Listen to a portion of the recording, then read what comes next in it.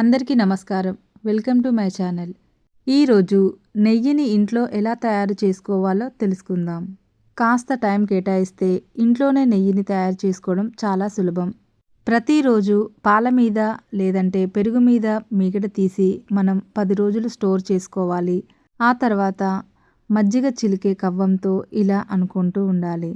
కాసేపు అన్న తర్వాత కొద్దిగా వాటర్ వేసేసి మళ్ళీ చిలకరించాలి. ఆ తర్వాత మొత్తం వెన్న మనకి పైకి వస్తుంది చూడండి.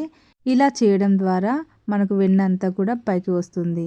ఆ తర్వాత వాటర్ యాడ్ చేసుకొని ఈ వెన్నని ఒక 2-3 టైమ్స్ వాటర్తో కడిగి వేసి ఒక మందపాటి గిన్నెలో వేసి తక్కువ మంటపై కరిగించాలి. గోధుమ రంగులో పేరుకునే వరకు మరిగించితే మనకు నెయ్యి చక్కటి వాసన వస్తుంది. నెయ్యి రంగు మారి మంచి సువాసన వచ్చాక స్టవ్ ఆఫ్ చేసి కాస్త చల్లారిన తర్వాత వడపోసుకొని శుభ్రమైన పొడి గిన్నెలో నిల్వ చేసుకోవాలి.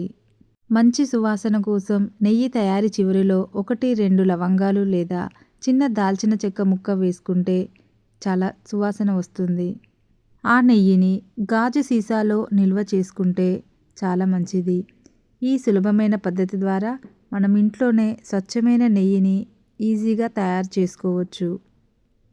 చూడండి, ఇలా వెన్నని ఒక 2-3 సార్లు కడిగేసి వాటర్ అంతా పోయేంత వరకు వంచి ఆ తర్వాత అయితే కాస్త సిమ్లో స్టవ్ మీద పెట్టుకున్నాను. కొద్దిసేపు వేడి చేసిన తర్వాత బంగారు రంగు కనిపిస్తుంది. ఆ బ్రౌన్ కలర్లోకి వచ్చేంత వరకు మనమైతే స్టవ్ మీద వేడి చేయాలి. అప్పుడే నెయ్యి రెడీ అయ్యి మనకి మంచి వాసన వస్తుంది. Thank you for watching. Please subscribe my channel.